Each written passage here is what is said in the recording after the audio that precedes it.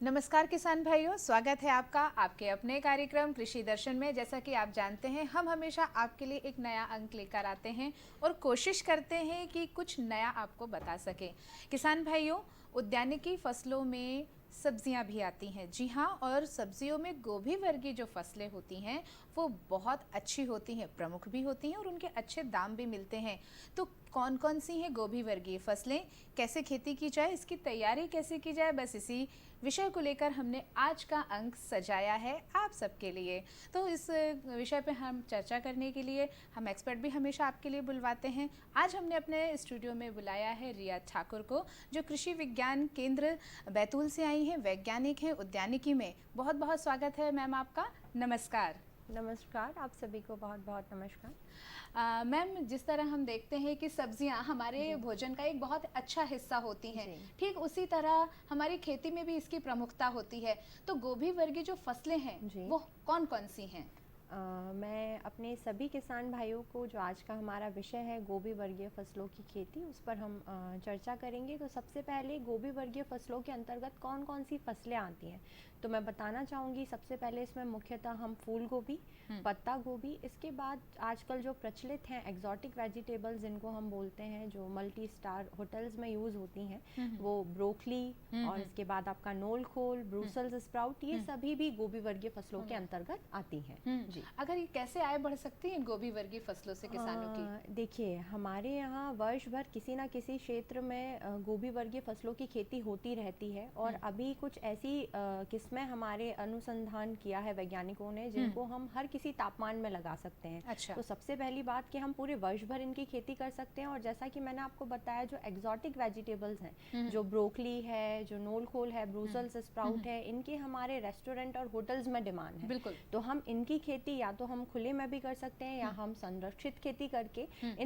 इनको लगा के अधिक आय कमा सकते हैं। आपने लगाने की बात की है, तो इसमें जो लगाने के लिए तापमान, मिट्टी और जलवायु, इसका भी तो प्रभाव पड़ता होगा। इसे कैसे मैनेज करें हमारे किसान भाई? मैं आप सभी को बताना चाहूँगी, जो गोभी वर्गीय सब्जियां हैं वो हमारी ठंडी जलवायु में हमको लगाना चाहिए, और इनके अच्छे उत्पादन के लिए जो 15 से 25 डिग्री का जो तापमान है वो हमको मिलना चाहिए। और साथ ही अगर मैं मृदा की बात करूं, तो दोमट और बलुई मृदा जो होती है वो इसके लिए उपयुक्त होती है। साथ ही वो जो मृदा है उसमें जैविक कार्बन की अच्छी मात्रा होनी चाहिए, और अच्छा जल निकास होना चाहिए। और साथ ही जो पीएच मान है वो हम 5.5 से 6.5 तक हम अगर मृदा का है तो वो बहुत ही उपयुक्त होती हैं इसकी खेती के लिए। जी, आपने ये जलवायु के बारे में बताया, तापमान के बारे में बताया, किसमें कौन कौन सी बहुत बेहतरीन है गोभी वर्गीय के लिए? ओके, तो हम गोभी वर्गीय फसलों को, जैसे पहले मैंने आपको बताया, 3-4 फसलों की हम मुख्यतः बात करेंगे। तो सबसे पहले जो हमारी अधिक प्रचलित फसल है, जो फूल गोभी है, उसके बारे में मैं बात करती हूँ।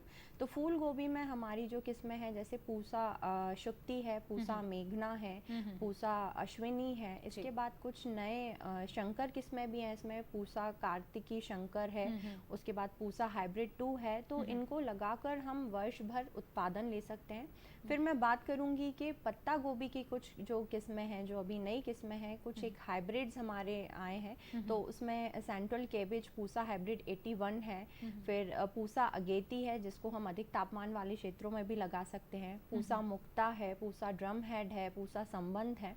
और किसानों के लिए कुछ नया, जो मैं ब्रोकली की बात कर रही थी, तो ब्रोकली में भी हमारे यहाँ बहुत सारी ऐसी अच्छी किस्में हैं जिनको हम मैदानी क्षेत्रों में, संरक्षित खेती में भी और खुले में भी लगा सकते हैं। जैसे पालम समृद्धि है, पालम हरितिका है, पालम कंचन है, और तो इनको हम लगा सकते हैं। और साथ में जो मैं नोल खोल, जिसको हम हिंदी में गांठ गोभी कहते हैं, उसकी भी पालम विराट, और उसके बाद पूसा विराट, और पालम टेंडर नोम, और पर्पल व्याना, वाइट व्याना, ये कुछ कुछ ऐसी किस्में हैं जो हम उपयोग में ले सकते हैं, और इनकी जो उत्पादन क्षमता है, जो गार्ड गोभी की मैं बात कर रही हूँ, वो किसान नकदी फसल के रूप में ले सकता है। अच्छा। क्योंकि ये आपके लगाने के बाद 45 से 55 दिन में आप इसको तोड़ सकते हैं, और एक दो तोड़ाई में ये फसल निकल आती है, और इसका उत्पादन हम 35 से 40 टन तक ले सकते हैं प्रति हेक्टेयर। बहुत अच्छी बात है। मतलब गार्ड गोभी एक तरीके से कह सकते हैं आधुनिक खेती भी कह सकते हैं आप इसको। बिल्कुल। आपने जिस तरीके से किस्मों की बात की, अब हम तैयारी की बात करना चाहेंगे आपसे। किसान भाई समझना चाहेंगे कि अगर उन्हें गोभी वर्गीय फसलें लेनी है तो वो किस तरह से नर्सरी तैयार करें अपने खेत की। जैसा कि मैं किसान भाइयों को बताना चाहूँगी, जो हमारी स्वस्थ पौध होती है वही एक अच्छा उत्पादन दे पाती है, तो हमें पौध उत्पादन पे बहुत अधिक ध्यान देना चाहिए। तो इसकी नर्सरी की तैयारी हम किस प्रकार से करें, मैं आपको बताती हूँ। तो सबसे पहले 1 हेक्टेयर में अगर आपको लगाना है गोभी वर्गीय फसलों की खेती करना है, तो 1 हेक्टेयर के लिए करीबन हमको 20 क्यारियाँ बनानी पड़ेगी, जिनकी जो साइज़ है वो आप 1 मीटर चौड़ी रखें और 3 मीटर लंबी रहे, और ज़मीन से 15 सेंटीमीटर उठी हुई होती है कि कहीं जल भराव की अगर समस्या है, इसलिए हम उसको ज़मीन से ऊपर उठा के बना सकते हैं, ऊपर उठा के उठी हुई क्यारियाँ बनाते हैं। इसके बाद जो हम क्यारियाँ बना रहे हैं उसके बीच में कम से कम 30 सेंटीमीटर का हम लोग गैप छोड़ें, कि जब भी हमको सिंचाई करना हो या निदाई करना हो हमारे जो रोपा हम तैयार कर रहे हैं उसमें, तो बैठने उठने की जगह रहे। और इसके बाद हमको जो क्यारियाँ हैं उसमें आप पकी हुई गोबर की खाद या वर्मी कंपोस्ट का प्रयोग करें, और अगर ये खादें आपकी सूडोमोनास और ट्राइकोडर्मा जो हमारे जैविक कल्चर हैं उनसे उपचारित रहेगी, तो जितनी भी मृदा जनित जो बीमारियां हैं वो नहीं आती हैं और हमारी पौध बहुत अच्छे से होती है। इसके बाद मैं बात करूंगी कि हमारा जो बीजोपचार है एक महत्वपूर्ण बिंदु है। तो हमें जो बीजोपचार है वो किसी भी कवकनाशी से 2 ग्राम प्रति किलोग्राम की दर से उसको बीज को उपचारित करना चाहिए, और 7 से 10 सेंटीमीटर और 1-2 सेंटीमीटर गहरी हमको कतारें बनानी चाहिए 7 से 10 सेंटीमीटर की दूरी पे, और उसमें हमको एक एक बीज बोना चाहिए। और मैं आपको ये भी बताऊं कि जो हमारा बीज है उसको हम बहुत एक विश्वसनीय स्रोत से खरीदें, और उसकी अंकुरण क्षमता भी अच्छा होना चाहिए, क्योंकि वही हमारा आधार है। तो बीज पे हमको खास ध्यान रखना चाहिए, और इसके बाद उसको आप वर्मी कंपोस्ट से ढक दें बीज को, और आप जूट का बोरा या कोई भी पुवाल जो हम इस्तेमाल करते हैं उससे ढाकें, और फुहारे की सहायता से पानी दें। और अंकुरण जैसे ही आपको दिखता है कि अंकुरण आ गया है, तो आप उसको हटा दें, जो भी पुवाल या आपने जूट का बोरा लगाया है, और उसके बाद अपनी जो रोप है उसको निरंतर देख रेख करते रहें, सिंचाई निदाई ये सब करते रहें, और करीबन 25 से 30 दिन की रोप जो है वो हमारे लगाने के लिए उपयुक्त होती है। बिल्कुल। आपने बताया कि अच्छी नर्सरी तैयार करने के लिए बीज उपचार बहुत ज़रूरी है, और किसान भाई इस बात का विशेष ध्यान रखें। हमने बात की नर्सरी की, खेत की तैयारी की, और भी तो कई शस्य क्रियाएं हैं, उनके बारे में भी जानकारी दीजिए किसान भाइयों को। जी बिल्कुल। खेत तैयारी में थोड़ा सा मैं बताना चाहूँगी कि हम 3-4 बार गहरी जुताई कर लें, और उसके बाद पाटा लगाकर भूमि को समतल कर लें। खाद और उर्वरक का बहुत ही एक महत्वपूर्ण विषय है जो हमारे किसान भाई आज के समय में शायद सही तरीके से फॉलो नहीं करते हैं। तो मैं ये कहना चाहूँगी कि जब भी आप खाद और उर्वरक अपने खेत में डालना चाहें, तो सबसे पहले अपनी भूमि का मृदा स्वास्थ्य कार्ड जो बनता है वो आप बनवाएं, और उसके आधार पे जो भी खाद और उर्वरक आपको अपने खेत में उपयोग करना है सिर्फ उतना ही प्रयोग करें, ना ज़्यादा अधिक प्रयोग करें ना कम प्रयोग करें। क्योंकि हमारी जो मृदा स्वास्थ्य आज के समय में एक बहुत ही उभरता हुआ विषय है, तो उसके चलते हमको ये ध्यान रखना चाहिए कि हम उर्वरक की जो मात्रा है वो एक सही मात्रा डालें।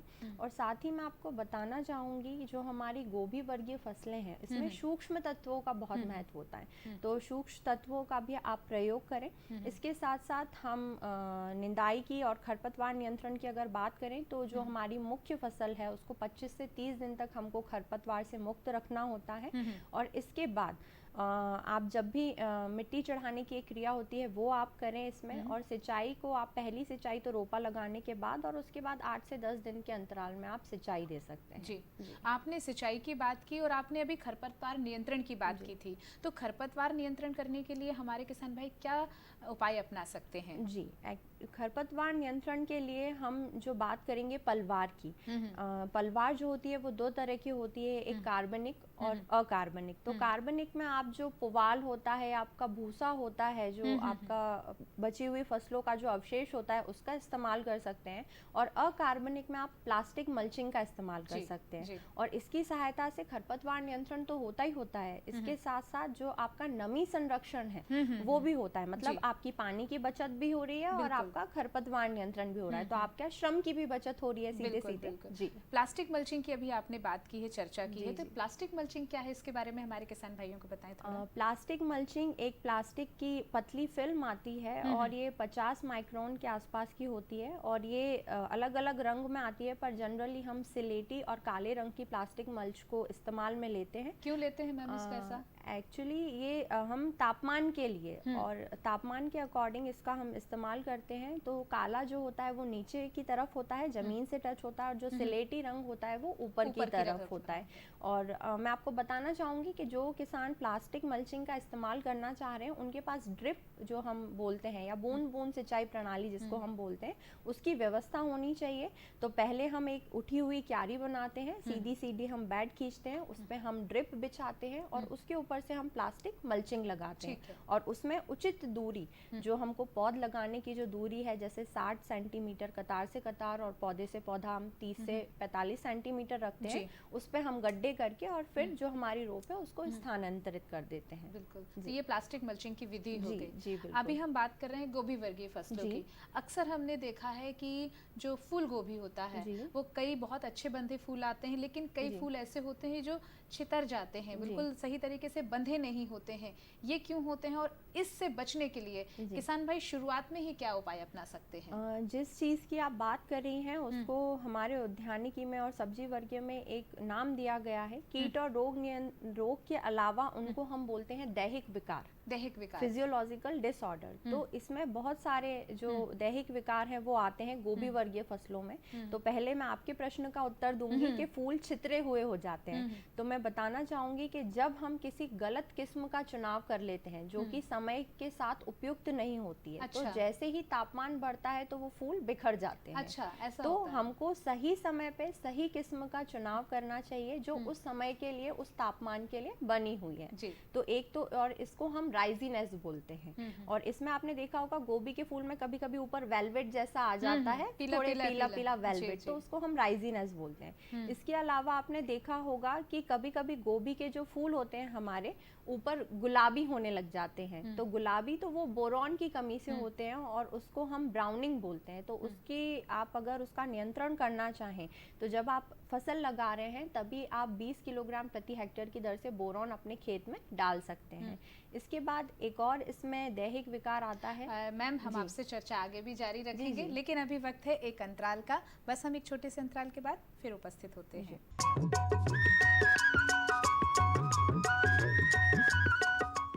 अरे सुन तो।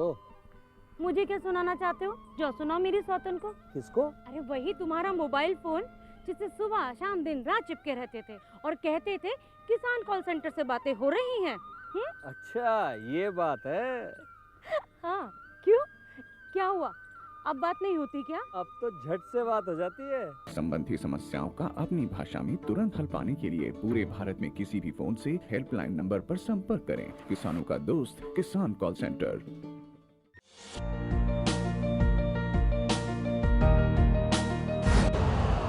यूरिया का स्वदेशी उत्पादन 70 लाख टन बढ़ाने के लिए 6 उर्वरक संयंत्रों का उद्धार किया जा रहा है।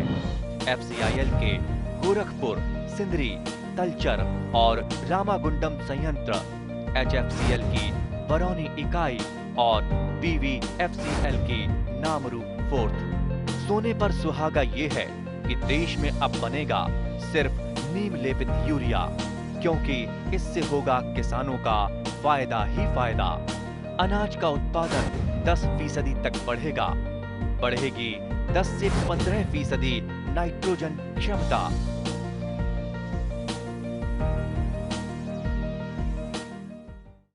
अंतराल के बाद आपका फिर से स्वागत है कृषि दर्शन में और हम बात कर रहे हैं गोभी वर्गीय फसलों की। तो मैम हम आगे भी अपनी चर्चा जारी रखते हैं। हम बात कर रहे थे गोभी के फूल के ऊपर वेलवेट टाइप का जमता है, उसे कैसे नियंत्रित किया जाए? उसके लिए हमको सही जो किस्म है उसका चुनाव करना चाहिए, जो सही तापमान के अनुसार होना चाहिए, तो हम उससे उसको नियंत्रित कर सकते हैं। इसके बाद मैं आपको बता रही थी कि और भी दैहिक विकार हैं, तो उसके बाद मैं आपको बता रही थी कि गोभी के ऊपर जो गुलाबी रंग आ जाता है वो बोरॉन तत्व की कमी की वजह से आता है। पर मैं आपको बताना चाहूंगी, जैसे कि मैं कृषि विज्ञान केंद्र में हूँ, मैं खेतों में घूमती रहती हूँ, तो किसानों को लगता है कि ये किसी किस्म की ही वजह से है, पर ये उनकी धारणा गलत है। वो जो है बोरॉन तत्व जो होता है उसकी कमी के कारण होता है। तो इसलिए आपने पहले कहा है कि मिट्टी का परीक्षण करवा के रखें। बिल्कुल बिल्कुल, क्योंकि गोभी वर्गीय फसलों में सूक्ष्म तत्व बहुत महत्वपूर्ण होते हैं और बहुत सारे दैहिक विकार उन्हीं की कमी से आते हैं। ऐसा ही एक दैहिक विकार है जिसको हम विप्टेल बोलते हैं, जो कि मॉलिब्डेनम की कमी से आता है। अब उसमें क्या होता है, मैं थोड़ा सा आपको संक्षिप्त में बताती हूँ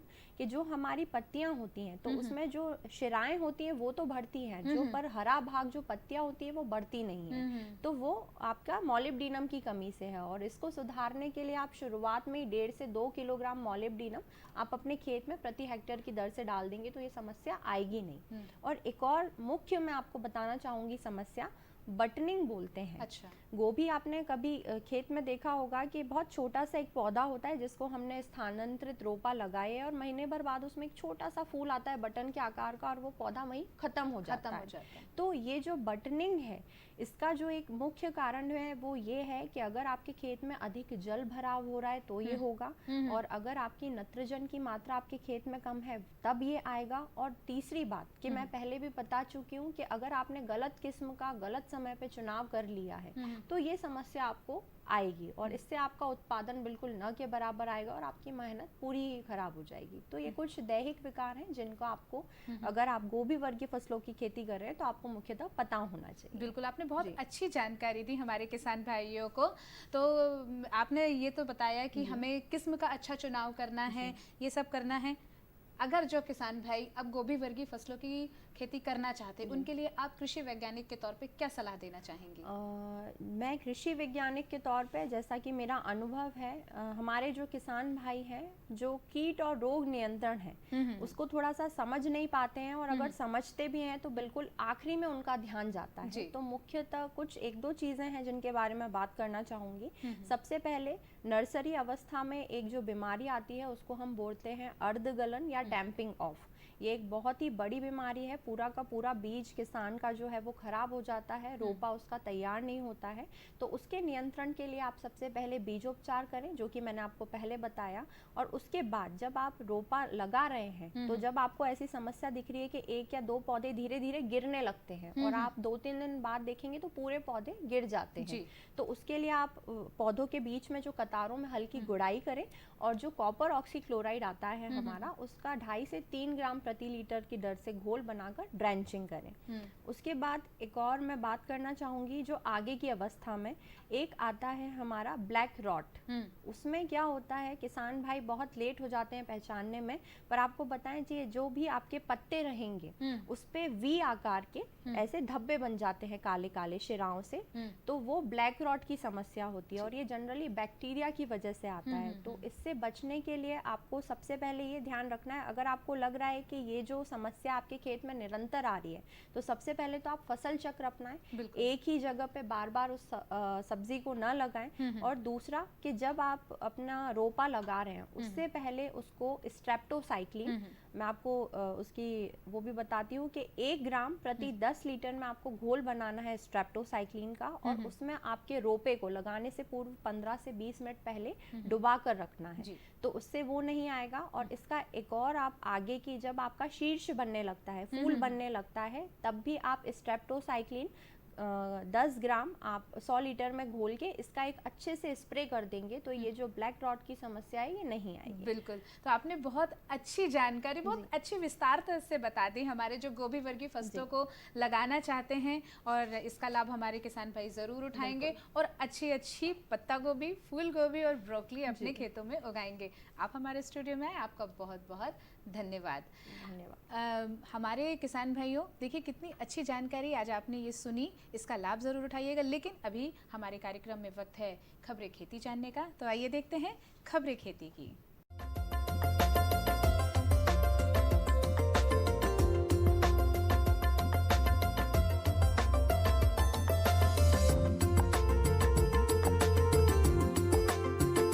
नमस्कार किसान भाइयों, खबरें खेती में आपका स्वागत है। आइए नजर डालते हैं आज की कृषि की मुख्य खबरों पर।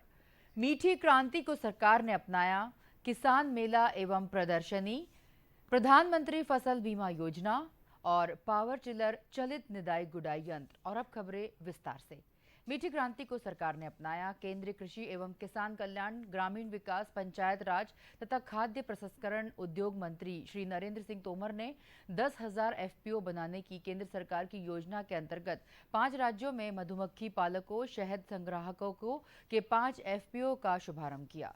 इस अवसर पर श्री तोमर ने कहा कि 10,000 नए कृषक उत्पादक संगठन बनने पर छोटे मझोले किसानों के जीवन में बदलाव आएगा और इनकी आय काफी बढ़ेगी। वहीं मीठी क्रांति से दुनिया में भारत का महत्वपूर्ण स्थान बनेगा।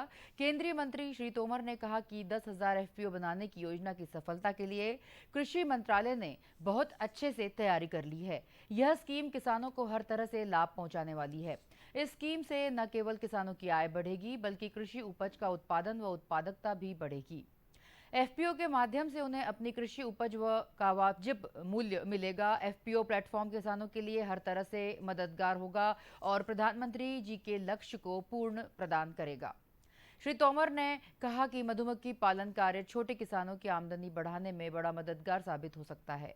केंद्र सरकार की कोशिश है कि आने वाले कल में यह मीठी क्रांति न केवल सफल हो बल्कि इस लक्ष्य तक पहुंचने की दुनिया में शहद की दृष्टि से भारत एक महत्वपूर्ण स्थान प्राप्त कर सके। इसके लिए 500 करोड़ रुपए का फंड आत्मनिर्भर भारत अभियान के तहत पैकेज के रूप में दिया गया है। वहीं अनेक अन्य योजनाओं के माध्यम से भी मधुमक्खी पालकों को निरंतर प्रोत्साहन दिया जा रहा है। किसान मेला एवं प्रदर्शनी। कृषि उपज मंडी परिसर करोंद भोपाल में किसान मेला, कृषक संगोष्ठी एवं प्रदर्शनी का आयोजन कृषक कल्याण तथा कृषि विकास विभाग द्वारा किया गया। किसान मेले में कृषि विभाग, कृषि अभियांत्रिकी, पशुपालन, उद्यानिकी एवं मत्स्य विभाग के द्वारा मेला स्थल पर अपने अपने विभागों से संबंधित योजनाओं की जानकारी, लीफलेट, कृषि यंत्रों, विभिन्न प्रकार के उन्नत बीजों, विभिन्न प्रकार के रासायनिक उर्वरकों, उद्यानिकी फसलों, फलों एवं जैविक सब्जियों की प्रदर्शनी लगाई गई। कृषकों ने प्रदर्शनी में विभिन्न प्रकार के कृषि यंत्रों, उन्नत बीजों, उनकी किस्मों की जानकारियां विभागीय अधिकारियों के द्वारा दी गई। प्रदर्शनी में विभिन्न प्राइवेट कृषि यंत्र निर्माताओं द्वारा अपने अपने निर्मित उन्नत कृषि यंत्रों का भी प्रदर्शन किया गया तथा कृषकों को जानकारी भी दी गई। मेले में भाग लेने वाले किसानों द्वारा इस प्रकार के आयोजनों को करने के लिए विभाग की प्रशंसा की एवं भविष्य में और भव्य मेला आयोजन हेतु कृषकों ने कहा। मेले में कृषकों ने विभिन्न ग्रामों से आकर 226 किसानों ने पंजीयन कराया तथा प्रदर्शनी का अवलोकन कर जानकारी प्राप्त की। कृषि वैज्ञानिकों द्वारा कृषकों को मंच से समसामयिक सारगर्भित जानकारी दी गई। प्रधानमंत्री फसल बीमा योजना। प्रधानमंत्री फसल बीमा योजना भारत सरकार द्वारा किसानों की फसलों को प्राकृतिक आपदा या अचानक आए जोखिम से होने वाले नुकसान की भरपाई के लिए एक अच्छी योजना है। किसान इस योजना का लाभ लेकर योजना के अंतर्गत नियम अनुसार फसल में होने वाले नुकसान की भरपाई कर सकते हैं। इसमें प्राकृतिक आपदाओं के कारण खराब हुई फसल के खिलाफ किसानों द्वारा प्रदान की जाने वाली बीमा की किस्तों को बहुत नीचे रखा गया है, जिससे प्रत्येक स्तर का किसान आसानी से भुगतान कर सके। ये योजना न केवल खरीफ और रबी की फसलों को बल्कि वाणिज्यिक और बागवानी फसलों के लिए भी सुरक्षा प्रदान करती है। पावर टिलर चलित निदाई गुड़ाई यंत्र। पावर टिलर चलित निदाई गुड़ाई यंत्र किसानों के लिए काफी उपयोगी है। इस यंत्र से चना, अरहर, ज्वार और सोयाबीन जैसी फसलों में निदाई गुड़ाई करना बेहद आसान हो जाता है। 6 से 8 अश्व शक्ति का यह पावर टिलर मध्यम एवं भारी मिट्टी में चौड़े अंतराल वाली फसलों की निदाई गुड़ाई आसानी से करता है। कम समय में अधिक काम करने वाले इस यंत्र में खिंचाव प्रणाली के साथ मुख्य ढांचा लगा होता है, जिसमें हत्था, प्रचालन पहिया एवं स्वीप आदि लगाए गए हैं, जिसके कारण इसे चलाना बहुत ही सरल हो जाता है। तो किसान भाइयों, खबरें खेती में बस इतना ही। आप देखते रहिए कृषि दर्शन कार्यक्रम और मुझे दीजिए आज्ञा। नमस्कार। किसान भाइयों, तो ये था आज का हमारा कृषि दर्शन का अंक, जिसमें आपने जाना गोभी वर्गीय फसलों को आप किस तरह से ले सकते हैं। तो आप इस जानकारी का लाभ उठाइएगा और अच्छी लाभकारी खेती कीजिएगा। आपको ये कार्यक्रम कैसा लगा? आपके सुझाव और आपकी सलाह हमारे लिए हमेशा लाभकारी रहती हैं। आप हमें पत्र लिख सकते हैं। हमारा पता लिखिएगा ज़रूर और हमें पत्र ज़रूर लिखिएगा। हमारा पता नोट कीजिए, दूरदर्शन केंद्र श्यामला हिल्स, भोपाल 462013। अब हमें दीजिए अनुमति, फिर मिलेंगे अगले अंक में। तब तक के लिए नमस्कार।